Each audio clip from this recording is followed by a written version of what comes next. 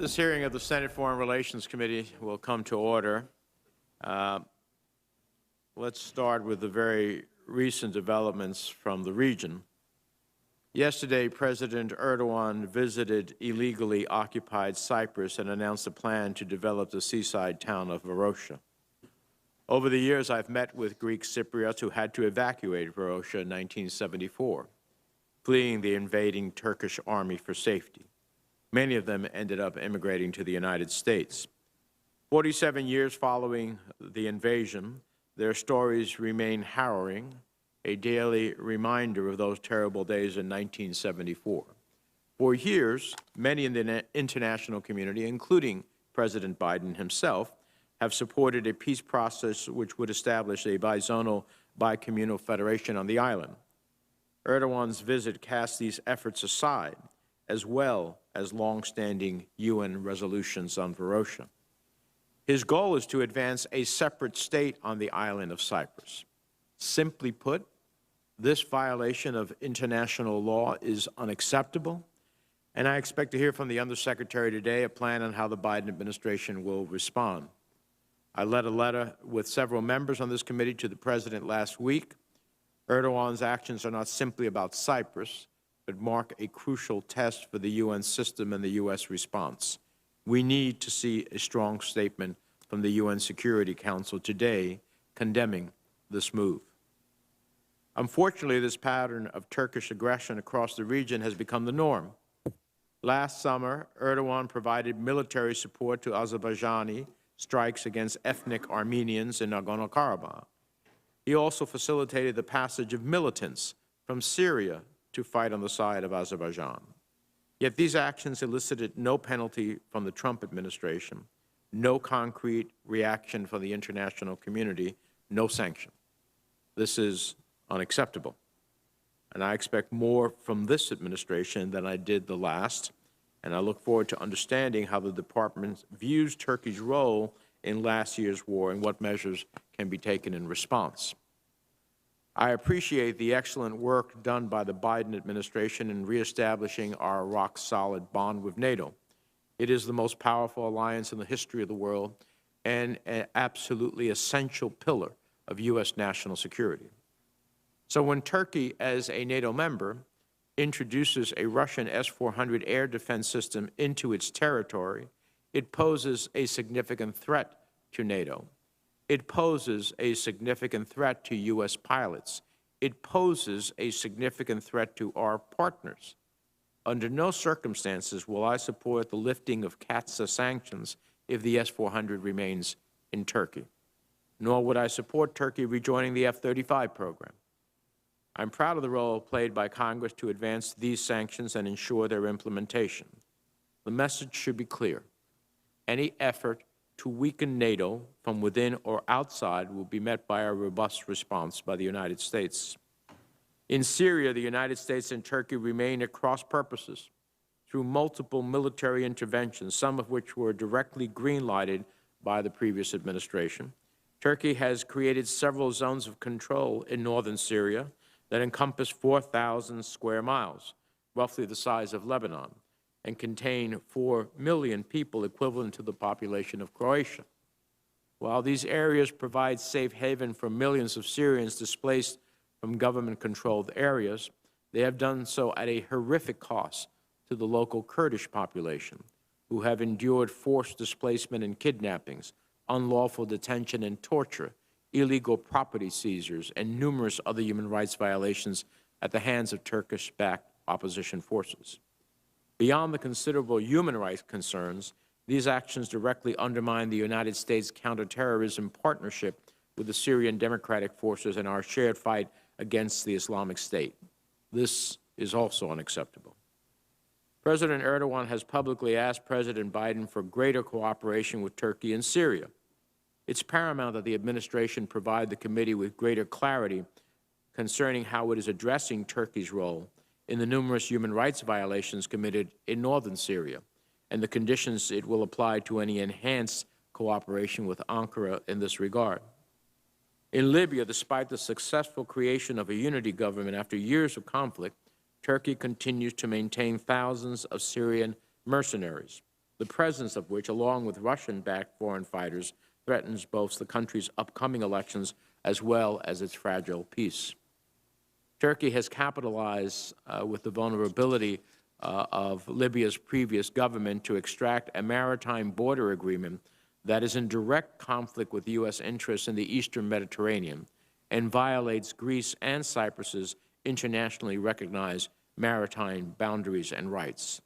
These are not the actions of a constructive partner, let alone a NATO ally. Erdogan sees his country as on par with the great powers of the world. It's not. President Erdogan has tragically shredded its democratic institutions, imprisoned journalists. He has targeted his political opposition for arrests and sought to silence university professors. To say that more lawyers and journalists are arrested and in jail in Turkey than in any other place of the world is saying something, considering some of those other places in the world. These are the actions of a weak government, not a world power, and we should treat it as such. This treatment extends to United States Embassy and consulate staff in the country. To this day, several individuals remain in prison on trumped-up charges. It's disgraceful. The Undersecretary, I'm sure, will agree that the U.S. Embassy staff should never be treated this way, anywhere, especially by a so-called ally. So I look forward to hearing an update on their status and our efforts to secure their freedom. We all hope for a day when Turkey embodies a high standard of democratic values and respect for human rights expected from a NATO member. The region and the world needs a stable and democratic Turkey. Under Erdogan, such a future is but a dim hope. I look forward to the Undersecretary's views on these and other issues, and we appreciate your appearance before the committee. With that, let me recognize the distinguished ranking member, Senator Risch, for his opening remarks. Thank you, Mr. Chairman. One of the clear takeaways from this hearing is going to be that there is bipartisan agreement on the many issues that we have with Turkey. Turkey is a center of a complex and important geopolitical crossroads. It's where Europe, Asia, and the Middle East meet, and it borders the increasingly important Mediterranean and Black Seas. First and foremost in this hearing, we must discuss the direct bilateral relationship between the United States and Turkey, which, of course, the chairman has already done. I'm going to add to. And at a deeper level, the role our relationship plays in the Eastern Mediterranean and across the region. Turkey is deeply interconnected, and of course, we must deal with them. Before delving into the problems, I have to say how painful this is. Turkey has been a long-time ally of the United States and of our European partners. Obviously, they are a NATO ally, even though they are not acting like an ally, a NATO ally at this time. Nonetheless, they are in the NATO alliance. And it is very painful to see the country deteriorate as it has deteriorated and left the commitments that all of the NATO partners have had to the values and things that we value in NATO. The most pressing aspect of our relationship is Turkey's acquisition and continued use of the Russian S-400 missile system. This issue remains at an impasse and has now grown to define the most significant part of our relationship, and it is deeply troubling. It's unacceptable that Turkey believes it can reap the benefits of NATO membership while refusing to commit to the basic principle of a cohesive, interoperable alliance. They seem to have forgotten that NATO was formed specifically to push back against Russian aggression. Dealing with them on military purchases like this is just simply unacceptable. This is an issue I raised with Turkish leaders at every opportunity. Indeed, I had a very clear discussion with President Erdogan in person, face-to-face, where I laid out the precise nature of the problems created and caused by the presence of Russian-made S-400s on the soil of a NATO ally. He understood, but persisted. This issue will not go away, and it greatly affects our overall relationship on several fronts when it comes to NATO matters, including the F-35s. Speaking of the F-35s, after our conversation, he understood clearly that even though they've paid for 5 of them, the 5 have been completed and are sitting here in the United States, those F-35s will not be delivered to Turkey so long as there are S-400 missiles on Turkish soil. The same with construction of parts for the F-900, or excuse me, the F-35. There were 900 parts for the F-35 being produced in Turkey. That is down to a very minimal amount right now and will eventually be completely phased out. Ending on a positive note, first of all, Erdogan has appointed a new ambassador to the United States. This ambassador is very engaging and says, and I believe, that he wants to do his best to attempt to repair what is obviously a deteriorating relationship. I hope he's successful in that regard. Turkey's recent agreement to withdraw its mercenaries from Libya also shows it has the capacity for responsible stabilization through diplomacy, but it remains to be seen whether they follow through on this commitment, and it's important that we ensure that they do. Likewise, Turkey deserves international recognition for hosting millions of Syrian refugees for the past several years.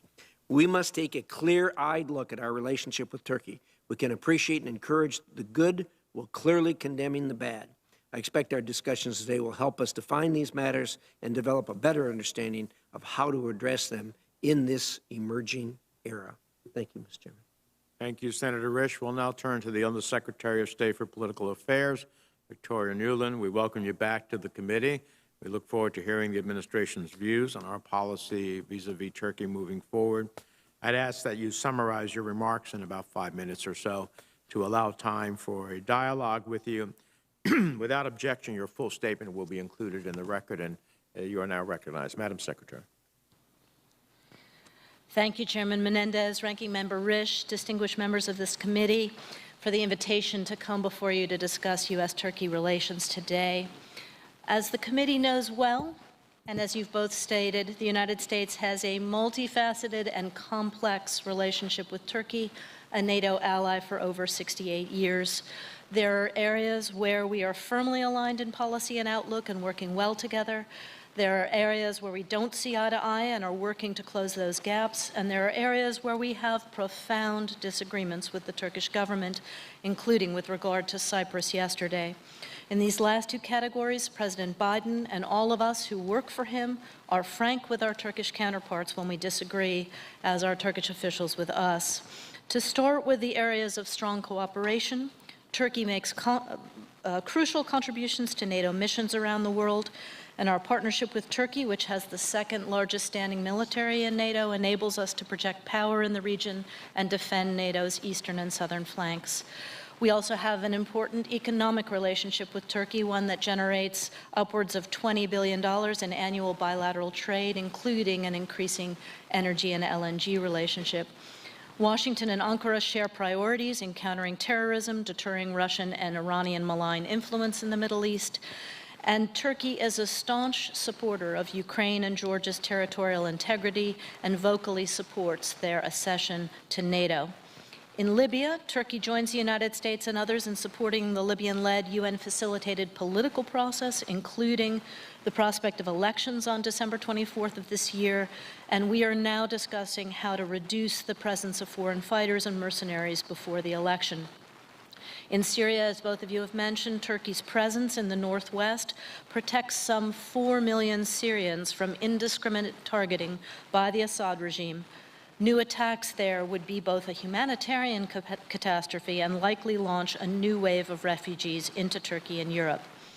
We're also grateful for Turkey's ongoing efforts to support 4 million refugees inside Turkey, making Turkey the largest refugee hosting country in the world.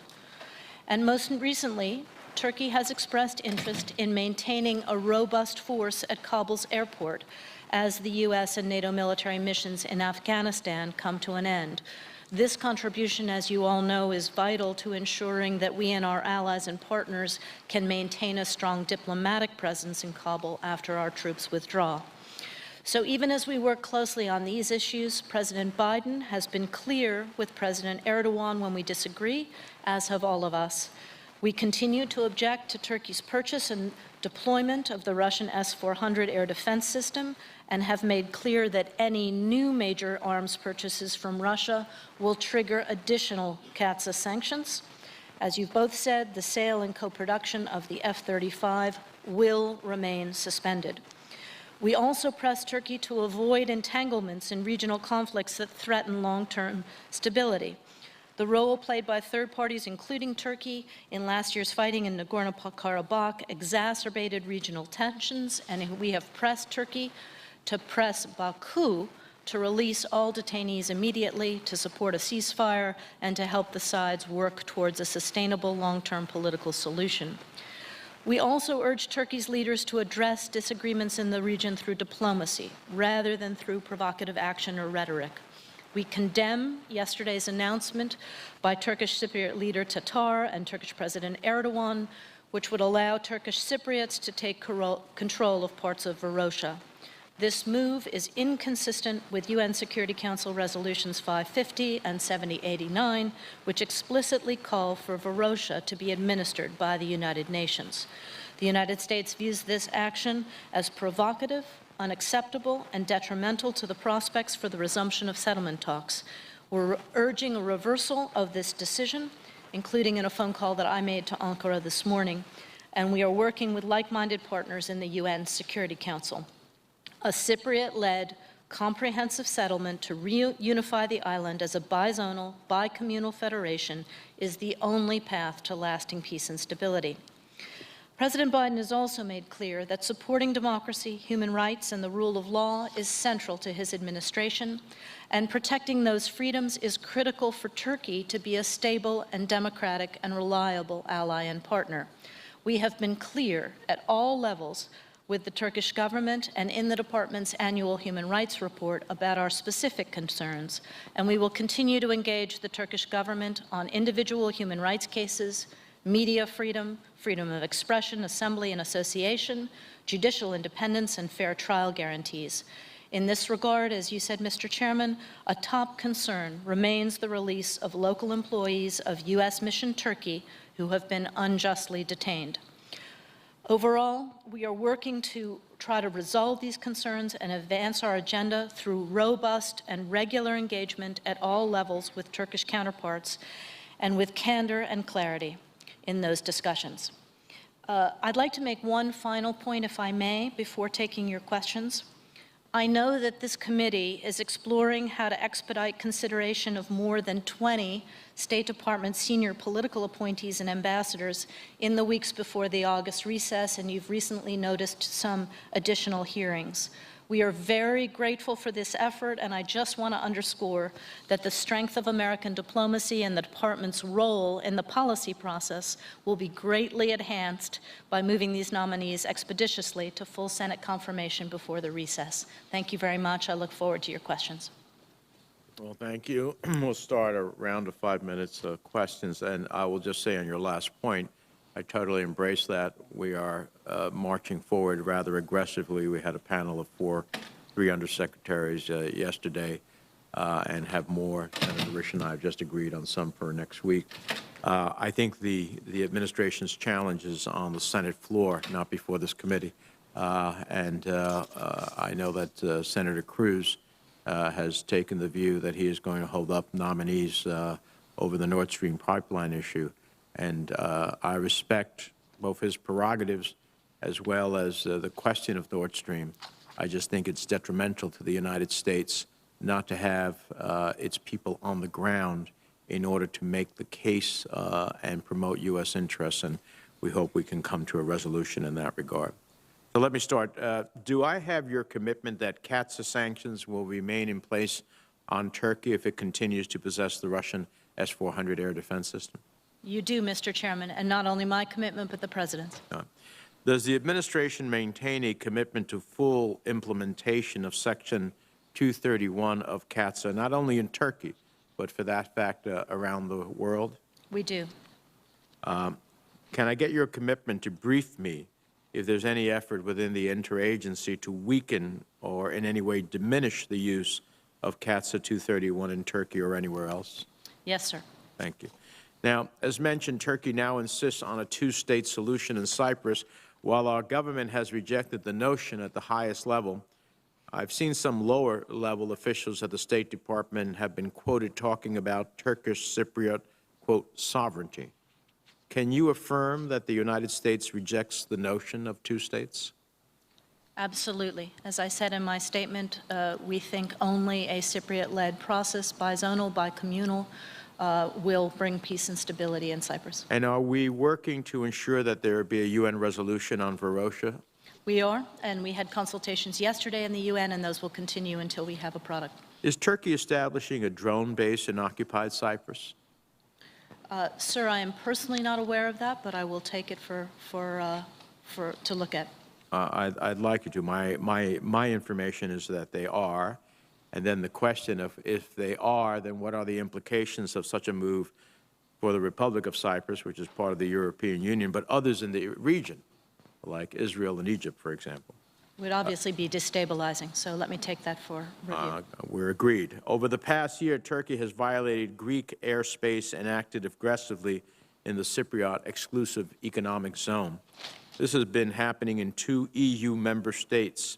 Last year, Brussels considered sanctions in response to this behavior, but ultimately decided against strong measures.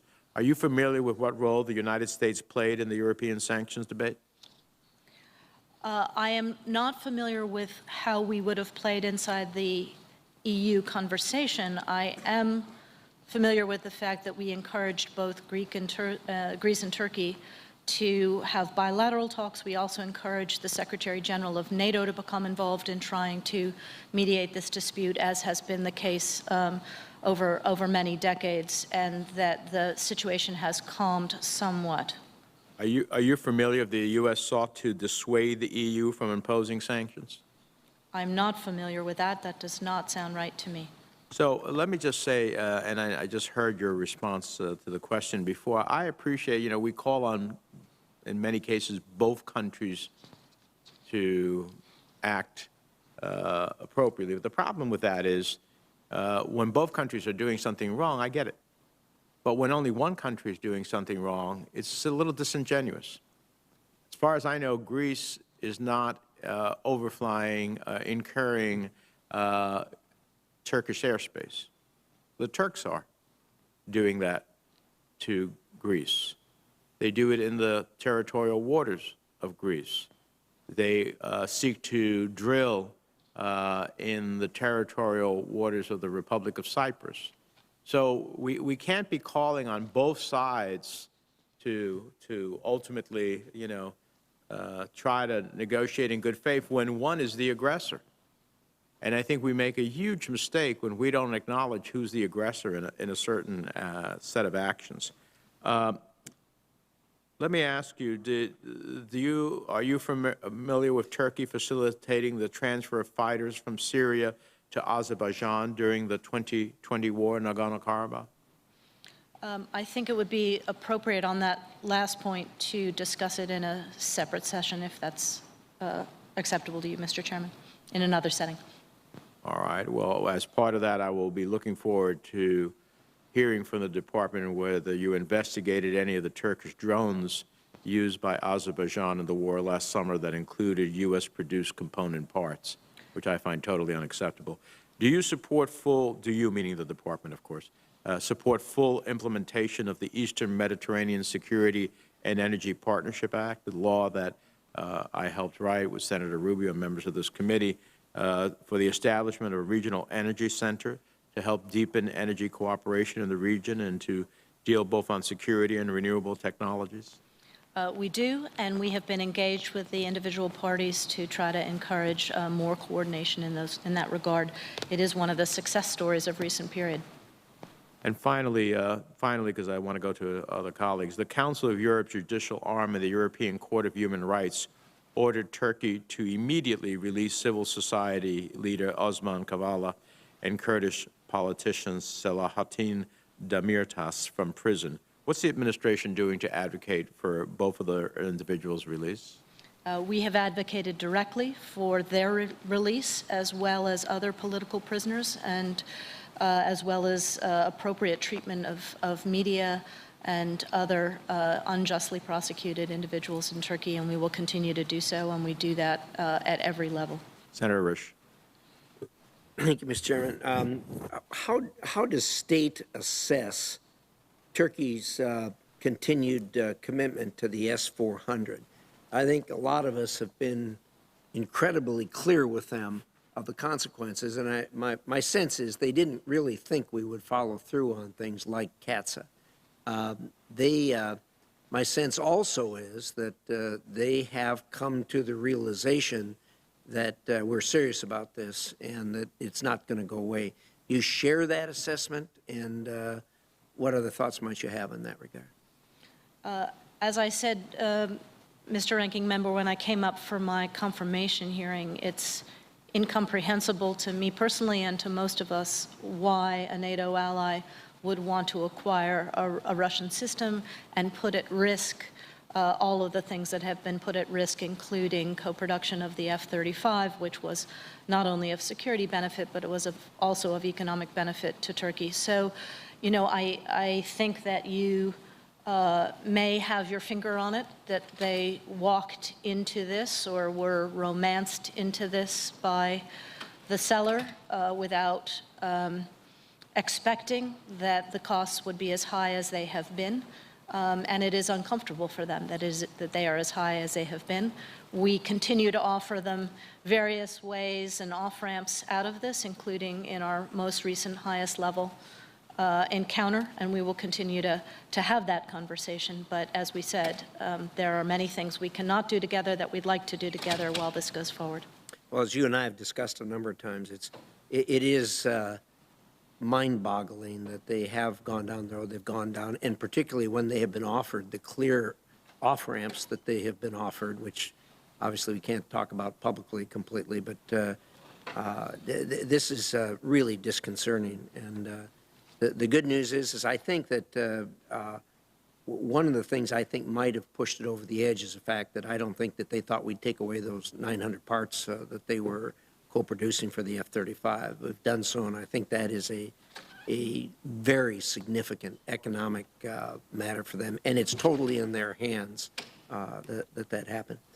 Turning for a minute to the agreement, we all know about the mess that's going on in Libya, and Turkey and Russia have both played a part in making it messier. And they now have announced that they've reached this tentative agreement to withdraw the foreign troops and mercenaries from Libya. What's state's assessment, your assessment as to whether or not that will actually come to fruition? These agreements are easy to make, hard to execute. What are your thoughts? You're not wrong about that, Senator Risch. Both Turkey at the highest level and Russia at the highest level have said that they are willing to support the withdrawal of mercenary forces, but they want to do it in tandem with each other. We are working with the current UN envoy, Mr. Kubish, on how that might work, a synchronized withdrawal, and we are hopeful for progress on that well before the election at the end of the year. Thank you. I'm going to yield back since we've got a vote going on and others want to ask a question.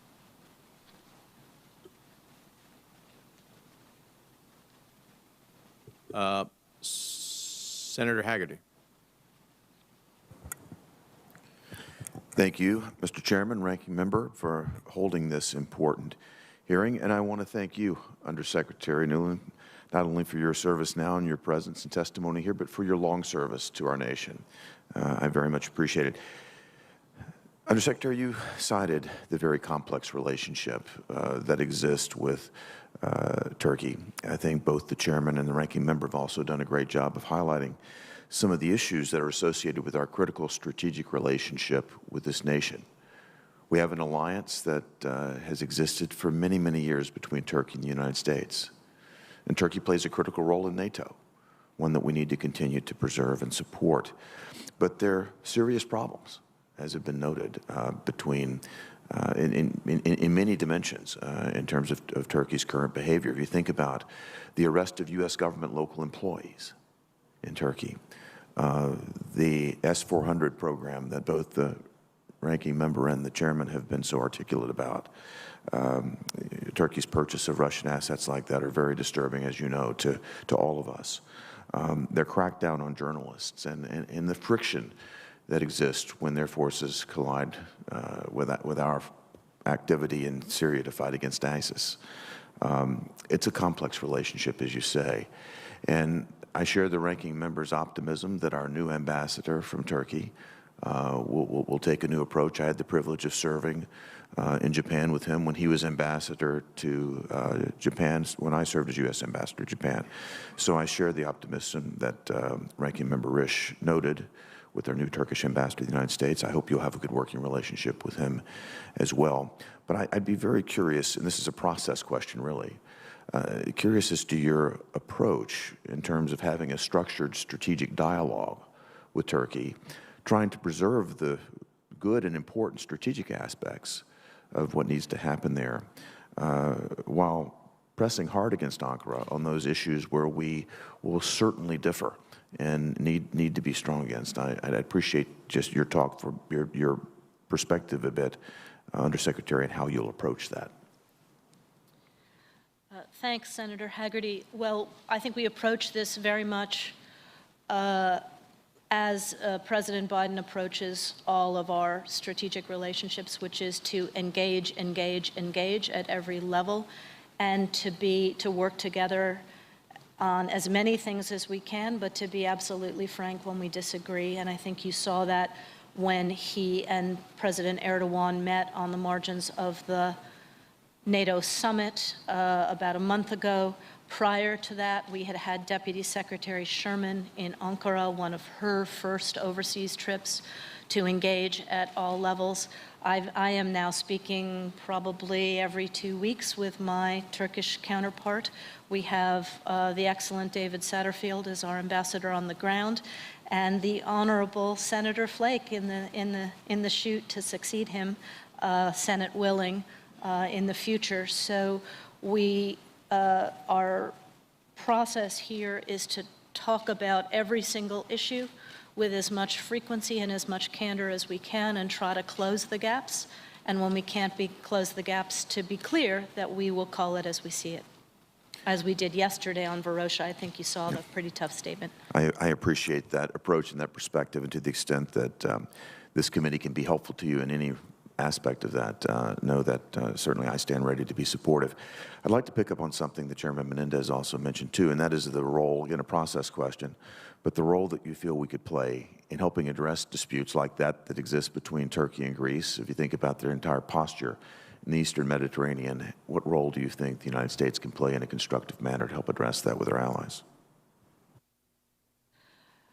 Well, the good news, Senator, is that Greece and Turkey have been back in talks, particularly on the maritime situation, since January, and they're meeting with pretty regular frequency. So we have encouraged those, and we support them from our platforms in both Athens and Ankara. We also have encouraged the Secretary General of NATO, as I said earlier, to be active with both Greece and Turkey to provide them a safe space to work through their issues, and particularly, as the chairman said, when there are incursions into airspace that are unacceptable. One thing I cut out of my statement for length, but it's in the longer statement, we do encourage, as you all get back into the travel business, to consider stops in Ankara and Athens, ideally in a bipartisan way, to talk frankly about both what's going well and the issues where we have to do better. Thank you for your leadership, Undersecretary. Thank you, Mr. Chairman. Thank you very much. In Senator Menendez's absence, I'll recognize myself as next in line for questioning. Good to see you, Madam Secretary. Thank you for joining us today. I wanted to dig a little bit deeper into the dangerous slide away from democracy in Turkey. In June, Turkey's Constitutional Court ordered that the country's main pro-Kurdish party, the HDP, go on trial over alleged links to Kurdish fighters. Now, the Kurds are Turkey's largest ethnic minority, and the HDP has grown sort of so successful and so popular that it briefly helped end Erdogan's ruling AKP parliamentary majority for the first time in over a decade.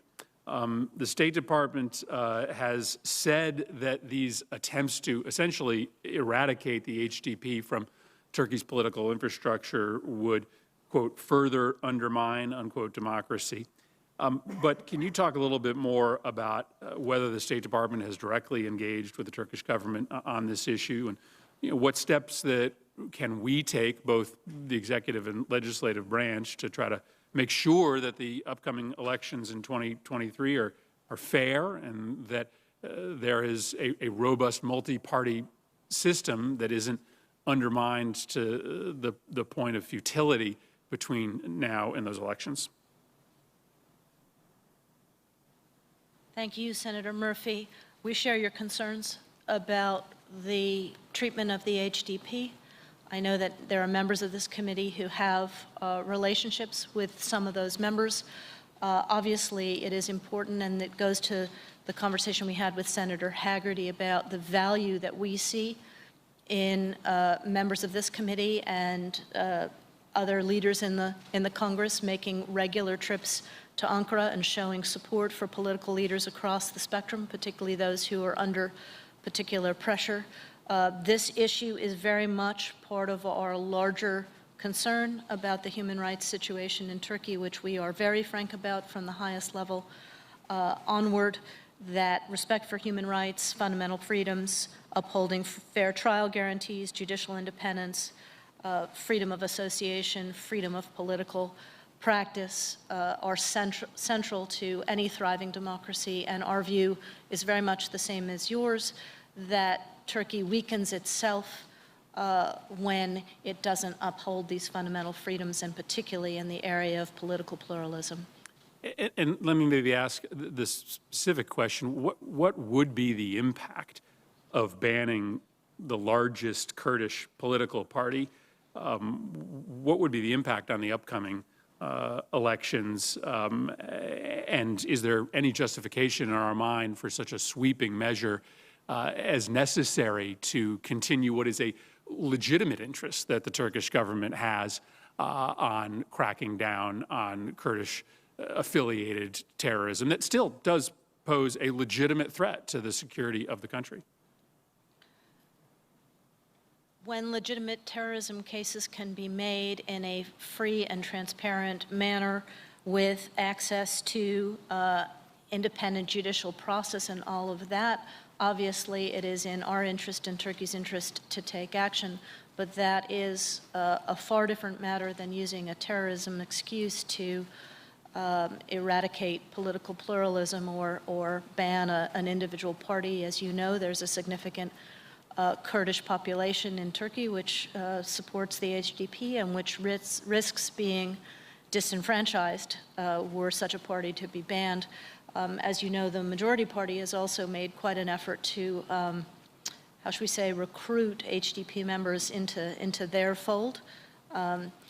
You know, to the extent that party changes occur, that needs to be effectuated with free will and without any coercion also.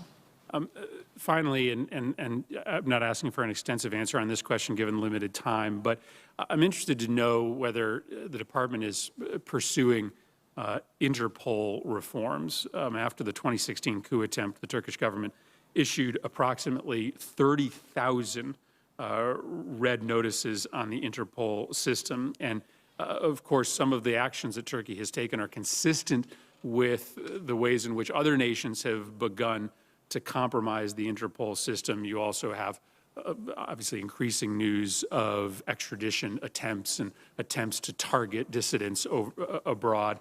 Are we concerned at all about the overuse of the red notice system, and is this something that we're looking into with respect to a future reform agenda? I'm going to take the question on what we're doing on Interpol reform per se, but I will say that you are not wrong that when the Interpol system is flooded with cases that don't meet the standard, it sucks up time and energy and money that should be appropriately be applied to cases that do meet the standard. So it is an issue of concern. Thank you very much. Senator Romney. Thank you, Chairman Murphy. Thank you, Undersecretary Newland. It's good to see you and appreciate your expertise and perspectives with regards to our strategy in Turkey. Just wanted to follow up on a line of questioning that Senator Risch began with regards to the production of some 900 parts for the F-35. Has that production ended, or is it in the process of ending? And do we have any sense of what the economic impact will be in Turkey of that production ending? Thanks, Senator Romney. Yes, we are in the phase-out part. As you know, after we ended the F-35 engagement, there were supply chain reasons to phase out the spare parts, including the need to ramp up production elsewhere so that we didn't hurt the line globally. My understanding is that I'm going to ask you to go to DoD on the precise phase down, but I think we are within the year, if not sooner, of being finished there. And overall, Turkey took a significant hit, not just in terms of security, but as I said, in terms of its economy from the suspension of the program, both jobs and the potential to export and be part of the export chain in the future. So, and particularly at a time when the Turkish economy is hurting in other areas, it was an interesting decision by the government. Let's put it that way. There was some speculation earlier about whether this was something that the Erdogan had actually considered and may have misjudged what America's response might be. But is there also the possibility that this was calculated by Mr. Erdogan in a desire to draw closer to Russia? Can you characterize the relationship that you're seeing building between Erdogan and Putin? Is it close? Is it collaborative? Is he hoping to play the EU and the U.S. off against Russia, or is he actually moving pretty strong in that direction? Well, let me start by saying that our interest here is clear, which is in cementing Turkey as much as we can and the Turkish people with us in the transatlantic and NATO family, and discouraging deepening cooperation or dependence in particular on Russia, whether it's in the field of security, whether it's in the field of energy or anything else for that matter.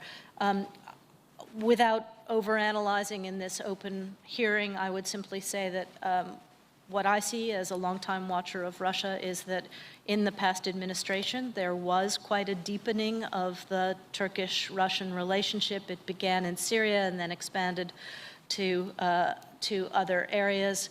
I think there may, and I won't speak for the Turks, but I do sense some buyer's remorse, let's put it that way, in Ankara with regard to that relationship. It hasn't necessarily paid out in Ankara's interest and has caused some of the problems that we've talked about already this morning.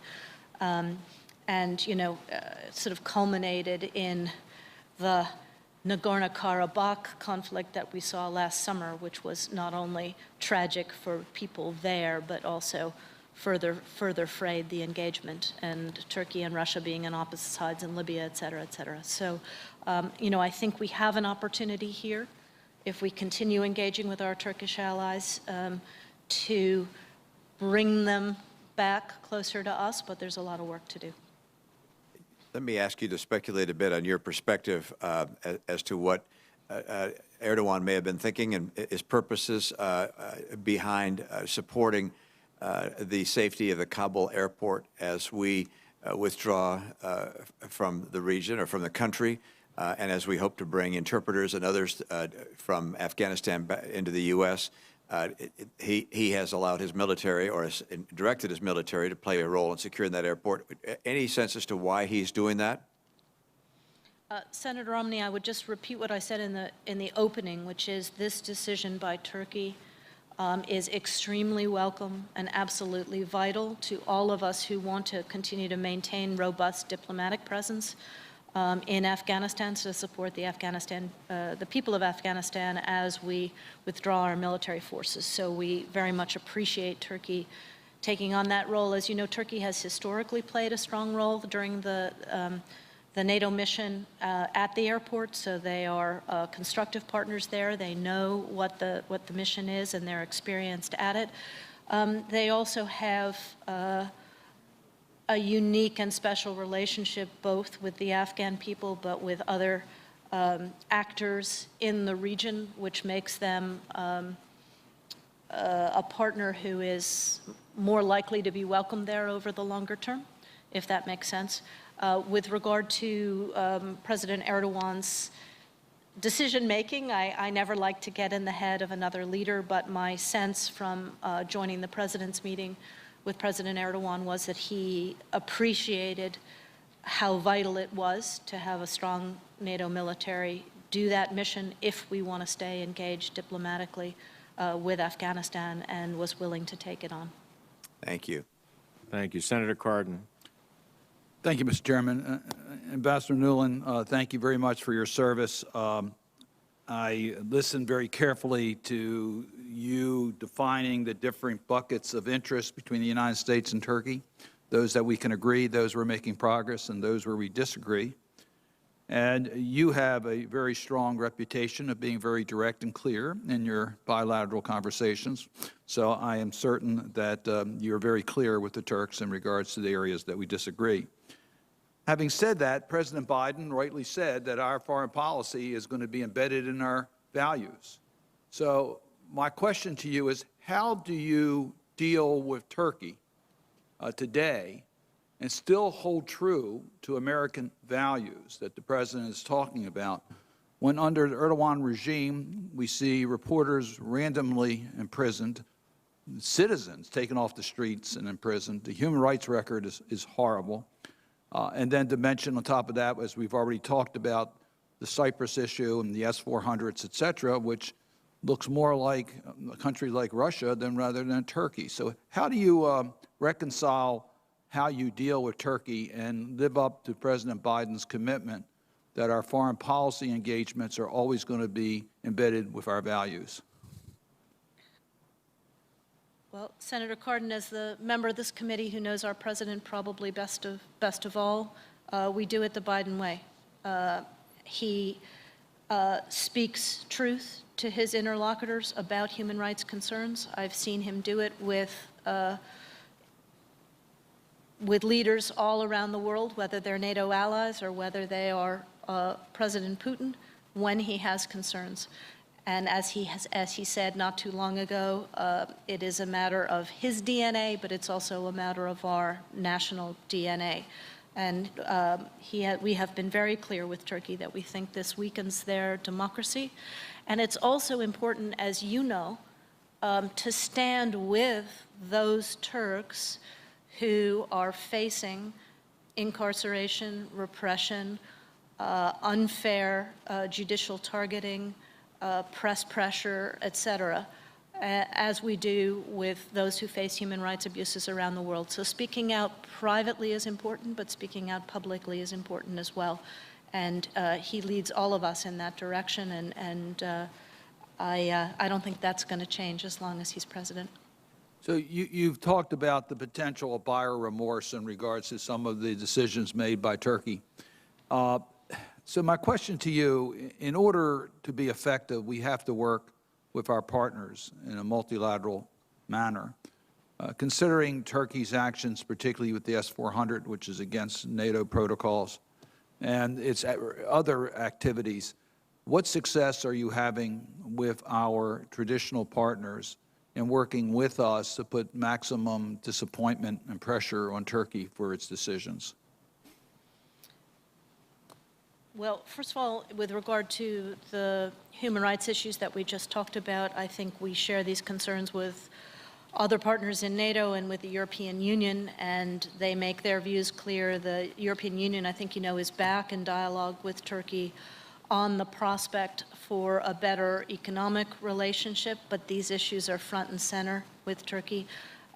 Every time the NATO Secretary General and other NATO partners go to Ankara, the issue of the S-400 comes up, as well as our disappointment, those of us who are F-35 nations, that Turkey is not part of this extremely important program, both in security and economic terms. So we continue to make those points, and we have had, as I've discussed here, to impose costs on Ankara for these decisions that they have made, but we try to do it as a community of nations and not standing alone.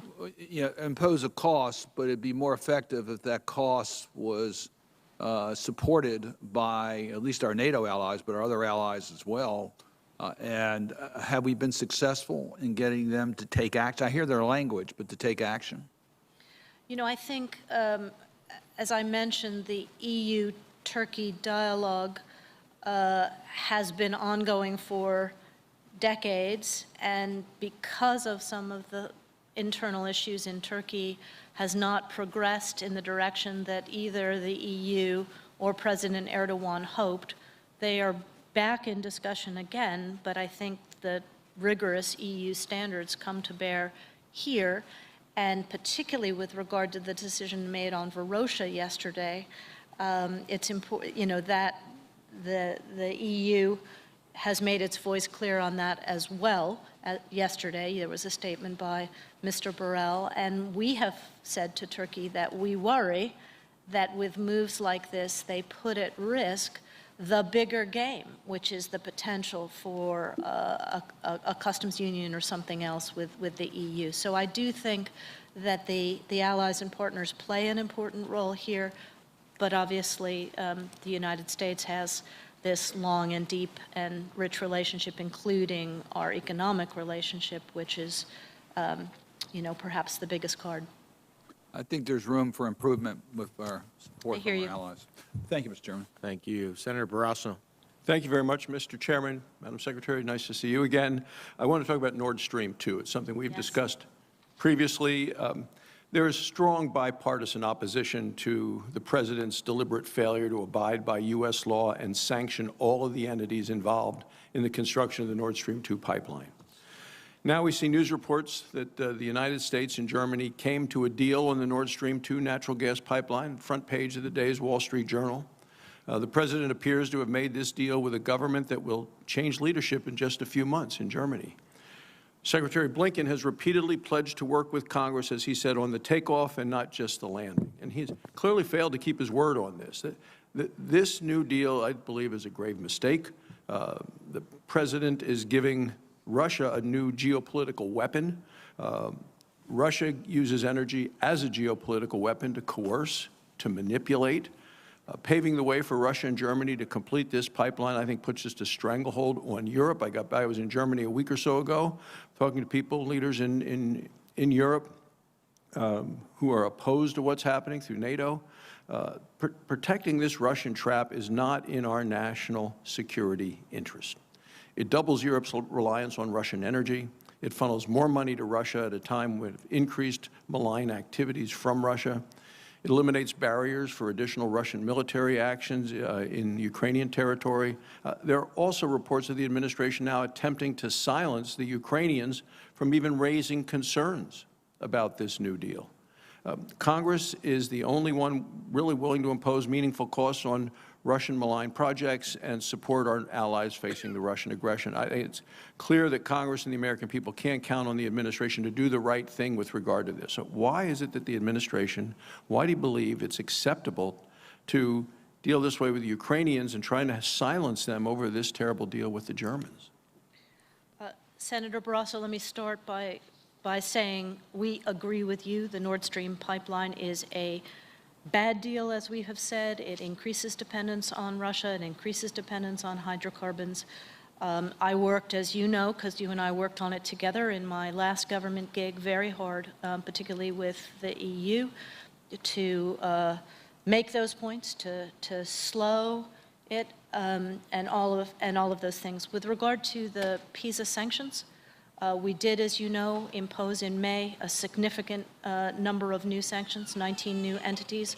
We also imposed sanctions on the company and its officers. However, we waived them in the interest of seeing whether we could get Germany to work with us and work with the Ukrainians and Poland to deal with the consequences and the vulnerabilities that this pipeline creates for Ukraine. We have not, I want to repeat that here, we have taken zero action to silence Ukraine. Ukraine is a sovereign nation and will speak out itself with regard to this. Later this afternoon, we will make public the agreement that we have with the German government. I can give you a couple of the highlights here, which you'll in a minute, but what I'd like to say is throughout this process, we have engaged in intensive consultations with the Ukrainians, including when Secretary Blinken was there, when the president talked to President Zelensky, my own conversations on almost a twice-monthly basis with senior Ukrainian leaders on their requirements and on their vulnerabilities as we worked on this agreement with the Germans. My colleague, Councillor Derek Chalet, has been in Ukraine yesterday and the day before, including to solidify the President Zelensky's visit to Washington later this afternoon. I, as you know, as a longtime friend and supporter of Ukraine, believe that if we had not had this agreement with the pipeline 90% complete, Ukraine would be at considerably more risk. But let me just give you a couple of the highlights which will become fully public later this afternoon, if I may. It's in tiny print and I'm getting old here, but among other things, Germany has committed in this agreement with us that should Russia attempt to use energy as a weapon or commit further aggressive acts against Ukraine, Germany will take actions at the national level and press for effective measures at the European level, including sanctions, to limit Russian export capabilities to Europe in the energy sector. That's one aspect of this agreement. The other aspect of this agreement is support for an extension of the transit agreement between Russia and Ukraine. As you know, it comes to an end in 2024. We will seek and press for and use full leverage to try to seek an additional 10 years for Ukraine. But more broadly, we need to work together to reduce Ukrainian dependence, both its economic dependence on transit, but its own dependence on Russian gas. So I think you'll see when this is released a considerable effort by both the U.S. and Germany to help diversify energy supply and energy source for Ukraine with concrete dollar figures, euro figures attached to it. So look, this is a bad situation and a bad pipeline, but we need to help protect Ukraine, and I feel that we have made some significant steps in that direction with this agreement. Thank you, Madam Secretary. Mr. Chairman, I have one question on Afghanistan. I think my time is gone, but it has to do with Afghanistan remaining one of the most dangerous countries in the world. With the Taliban's increasing aggressive military actions, Afghanistan has experienced increasing levels of violence. The deteriorating security situation in Afghanistan is going to impact mobility of our personnel and the effectiveness of U.S. civilian, the mission there. So the question is, could you give a brief update on the status of negotiations with Turkey to provide forces to protect the airport? And are we planning to downsize the diplomatic mission, close programs, reduce embassy staff, having been there a number of times and understanding the security risk of trying to protect the people in the personnel compound there? Senator, as I said, we are very gratified that Turkey has agreed to provide a significant force to protect the airport, and without that, we would not, neither we nor our allies and partners would be able to maintain a robust presence. Obviously, some of the size of the embassy had to do with our security relationship with Afghan forces. We will now do most of that from an over-horizon platform, so that allows us to make some appropriate reductions, but it is the President's intention, it is our intention to continue to, if not redouble our diplomatic efforts, our assistance efforts, and particularly in the areas that Afghanistan needs most, including the protection of women and human rights and judicial independence, et cetera. Thank you. Thank you, Madam Secretary. Thank you, Mr. Chairman. The Senator got extra time because it's his birthday today, so. All right, happy birthday. Senator Van Hollen. Thank you, Mr. Chairman. Thank you, Madam Secretary, for your leadership. Chairman Menendez raised a litany of issues where President Erdogan's Turkey has violated its obligations as a NATO partner, violated international law, undermined our interests in the region. We talked about the S-400. I was pleased to hear you underscore the fact that the CAATSA sanctions will remain in place so long as that continues, and that they will not be able to participate in the F-35 program. Turkey is regularly violating the territorial waters in the exclusive economic zone of Cyprus and Greece, and there's a real risk that some incident there could spiral out of control if they continue those provocative actions. You referenced Turkey's malign actions with respect to Armenia. It is true that Turkey is shouldering the burden of millions of refugees from Syria. It's also important that we remember that for years, Turkey downplayed the ISIS threat, allowed ISIS fighters to transit through Turkey, and they continue to attack the Syrian Kurds, which have been the tip of the spear in our fight against ISIS. I want to turn now to yesterday's actions in Cyprus and President Erdogan's statements regarding Varosha and the efforts to reach a bizonal, bicommunal federation, which, of course, he undermined entirely. On Varosha, he is, as the administration has indicated, violating UN Security Council's resolutions and international law. Here's what Erdogan said in response to people calling him out on these issues. We will listen to them, but we do not care what they say. And that has been Erdogan's attitude on a whole host of issues. And the question is, what are we going to actually do in response?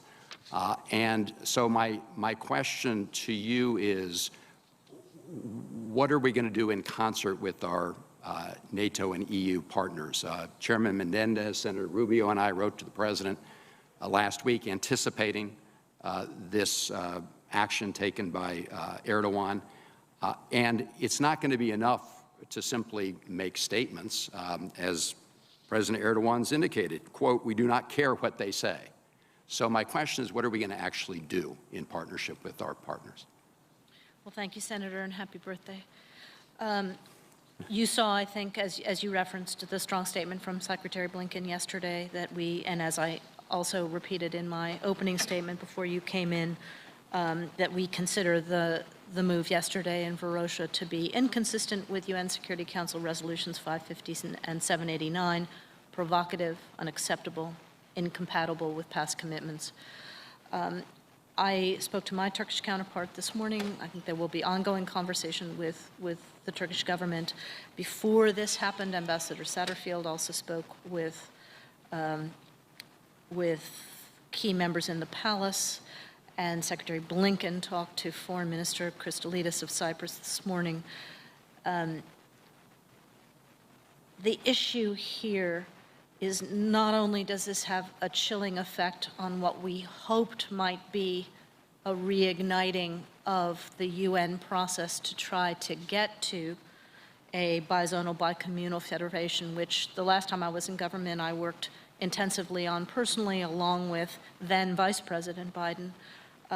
It also has a negative effect on the ongoing conversation that Turkey is having with the EU on what it has long wanted and what we had finally gotten them back into significant talks about some kind of a economic community. And frankly, that is the bigger game. That is of far more value for Turkey. If I may, Madam Secretary, just because of the time, I agree with you. Yeah. But I'm just reading to you President Erdogan's words. He, quote, doesn't care what you say, what we say, what the EU says. And so I think our experience indicates that Turkey will respond only when there's a price to be paid for their actions. Sometimes that doesn't move them either, but certainly words alone will not. If I could just also turn to the HDP issue, because as you know, this is Turkey's third largest political party. Yes. They locked up a number of their leaders under trumped-up charges. I mean, the European courts have looked at this, totally trumped-up charges. Turkey has locked up lots of journalists. I met with Hizar Osay, who's one of the parliamentarians from HDP who was visiting the United States last week. And I guess as has been indicated, we're really pleased to see the Biden administration return to a values-based foreign policy, talking about rule of law, democracy. This obviously violates every single one of those principles. To threaten to outlaw a political party, and beyond that, outlaw the individual members from participating in future elections under any kind of banner. So I'll just close really where I began, which is we really look forward to a conversation with you and the President about what we're going to do. Because I think we have the answer from Erdogan as to what his response is going to be. He doesn't care what we say. And it's going to be up to us to take actions to defend the rule of law, to defend democracy, and to make sure that Turkey doesn't set an example to others with respect to being unfaithful NATO allies. So thank you, Mr. Chairman. Thank you. Thank you. Thank you. Senator Cruz. Thank you, Mr. Chairman. Ambassador Newland, good to see you. Good to see you. You will not be surprised by the topic of my questioning. At your confirmation hearing, you told this committee that you believed if the Nord Stream 2 pipeline between Russia and Germany were completed, that it would have disastrous effects on U.S. national security, that it would have disastrous effects on European security by making them subject to economic and energy blackmail from Russia, and that it would enrich and empower Putin to carry out that blackmail. Do you continue to believe that? I do, Senator.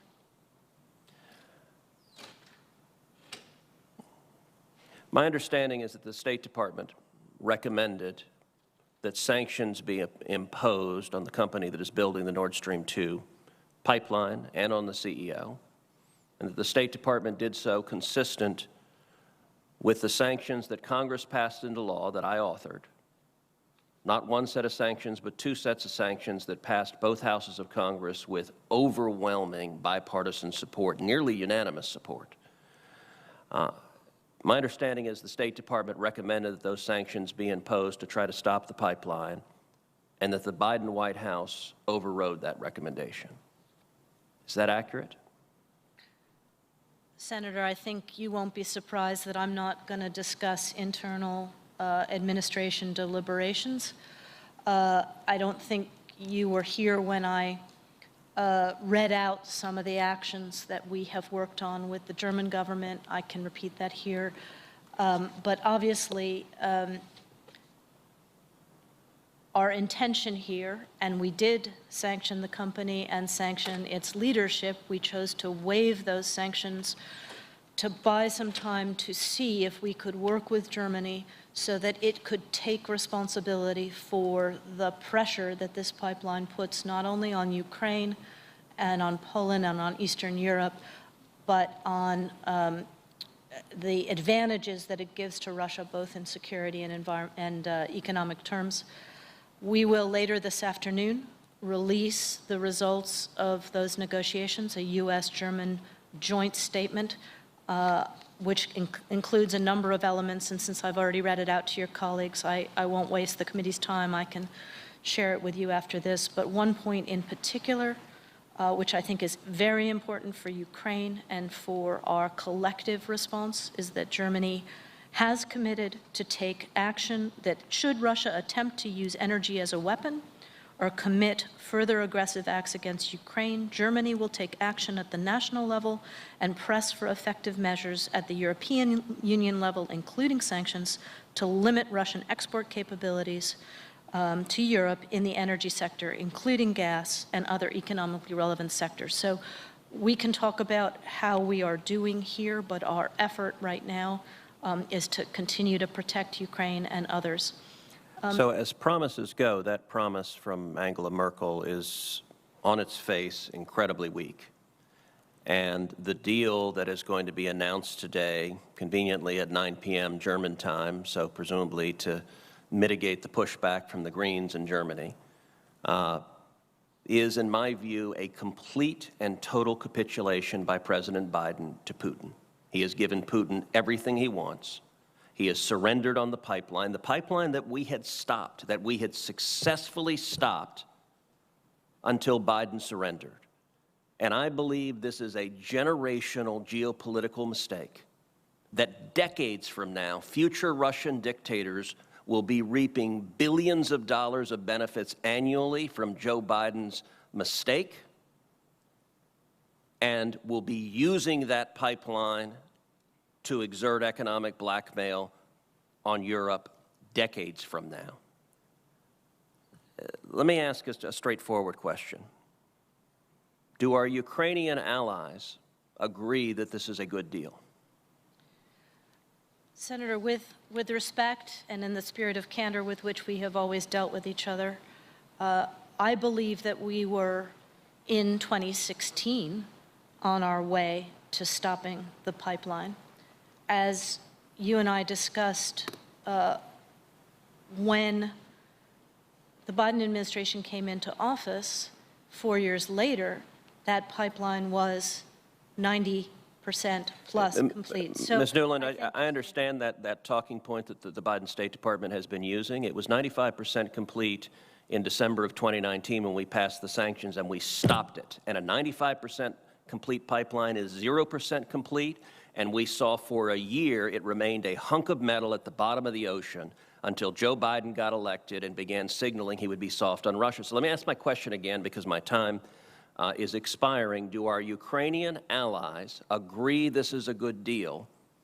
And is it correct, as it has been widely reported, that the Biden White House has been pressuring Ukraine, demanding that they not criticize the deal and threatening economic support, military support, and threatening President Zelensky directly to cancel the White House meeting with the president unless they bite their tongues and not say what is obvious, which is that this is a disastrous deal that benefits Putin and hurts Ukraine badly? that is categorically incorrect, Senator. None of us has been pressuring Ukraine, and in fact, an invitation to President Zelensky is going to be issued publicly later today, and we have been in deep consultations with the Ukrainians on every aspect of this arrangement. I will leave it to the Ukrainians to speak for themselves on how they react to this. Do they, like all of us, wish this pipeline could be stopped and want it stopped? Of course. Does this deal give them more than they had yesterday? I believe that it does, and I have been in intense consultation with them myself, as has Derek Chollet, who's on the ground, the President, Secretary Blinken, but they will speak for themselves about this arrangement. I won't speak for them. They're a sovereign state, ask of course. One final question to clarify. Is it your testimony, Ambassador, under oath to this committee, that nobody in the Biden administration has been pressuring the Ukrainians not to criticize this deal? I find that astonishing testimony. Is that what you're telling this committee? I know of nobody in the administration who has told them how to feel or how to speak about this. What we have tried to do is have consultation with them throughout on what their major concerns are. They have security concerns, but they also have energy concerns, and we have worked hard to try to address the concerns that they have raised with us, including in consultations we had before this consultation with the Germans even began. Thank you. Thank you very much. Thank you very much. I just have one or two final questions. We have a vote going on. 2 years are left until Turkey's next presidential and parliamentary elections. The Turkish government's attempt to ban the country's second largest opposition party, the HDP, would represent a significant threat to the integrity of those elections. What steps are we taking to support fair and democratic elections in Turkey in 2023? Thanks, Chairman. We spoke about this a little bit when Senator Murphy was occupying your large chair there. We have been very concerned about, very clear with the Turkish government about our concerns about the banning of political parties. I think the support that members of this committee and that Congress as a whole have provided to individual members of the HDP is very welcome. And obviously, you know, this party represents a large body of citizens of Turkey. And so, you know, banning the representatives of those voices raises questions about the integrity of elections. So we will continue to make those points going forward. You know, I will, since I'm not bound by the diplomatic speak, it would be an incredible action by Erdogan to ban the second largest party, and in doing so, those elections could not have validity at the end of the day. That's like if President Biden banned the Republican Party for participating. Come on. Who in this country would believe that that's a fair election? In January, the State Department affirmed the administration's intent to continue counterterrorism cooperation with the Syrian Democratic Forces, which includes Syrian Kurds, the YPG, despite Erdogan's continuing opposition to the group. In our bilateral discussions with Turkey on Syria, what proposals has the administration put forward to address this fundamental difference of opinion around the role of the YPG? Senator, I think primarily at this stage we've just agreed to disagree. You know, we think that our Syrian Democratic Forces have more than proved their value in the security situation in Syria and with regard to the fight against ISIS. So we agree to disagree, which means we're continuing to pursue our view and our engagement with the Syrian Kurds, including the YPG. Yes. And then lastly,